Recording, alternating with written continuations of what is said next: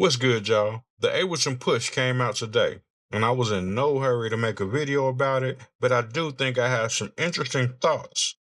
If you want to hear what I got to say about it, follow me.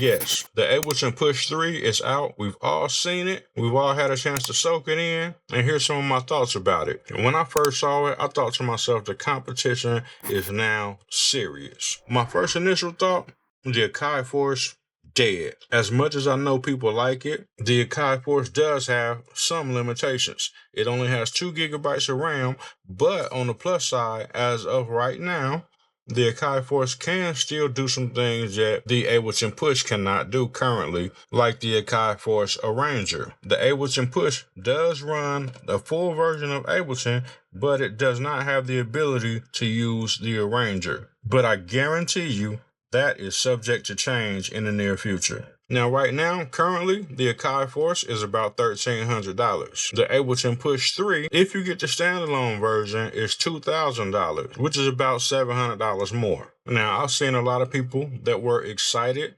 really excited about Ableton being standalone and all of the things that it can do. But for me, that was definitely not the biggest takeaway. The biggest takeaway for me was the fact that they made the Ableton Push 3 modular. And I spoke about this in one of my last videos, according to Akai, and what I would have liked to see happen. Now, I know the Ableton Push 3 is in direct competition with the Akai Force, and in my opinion, is stomping a mud hole in it, but some people may disagree. But I definitely think that it's also going for the MPCX Special Edition. Now, we know the MPCX Special Edition came with 4 gigabytes of RAM, which was an upgrade from 2 gigabytes of RAM. And the MPCX Special Edition came with 48 gigabytes of internal storage. Now, when we talk about the 48 gigabytes of internal storage, that's really a drop in the hat, because a 64 gigabyte SD card only costs about $15-20. 48 gigabytes, that's really nothing. Now, let's talk about the Ableton Push. We already know that the Ableton Push is coming out of the gate with 11th generation i3 processor, major. It's coming out the gate with 8 gigabytes of RAM, major. And it's coming out the gate with 256 gigabytes of SSD storage, major. In my last video, when I spoke about Akai needing to step their game up and give us more RAM, more SSD storage, more processing power, everybody lost their mind and said, well, if Akai did that, it's going to cost too much. Nobody's going to be able to do that and keep the price low.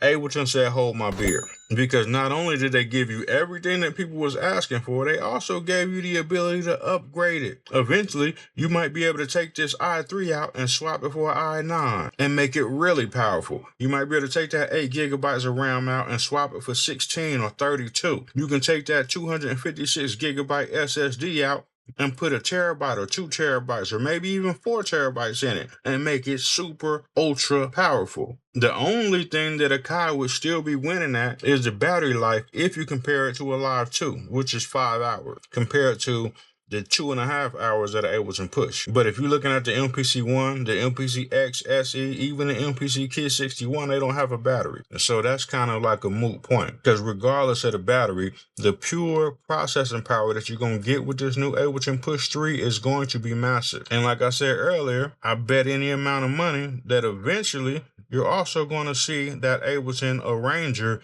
inside of that standalone device, because they're going to have the processing power, the RAM, and the storage to do it. It's just a matter of time. And all of this for $2,000. The MPCX Special Edition, $2,600. And people said there's no way that they will be able to give us more than 4 gigabytes of RAM, 48 gigabytes of SSD storage. And Ableton just outdid that by far. Now, that being said, I'm actually happy about it. I'm happy to see something like this. I also saw a post earlier by Native Instruments.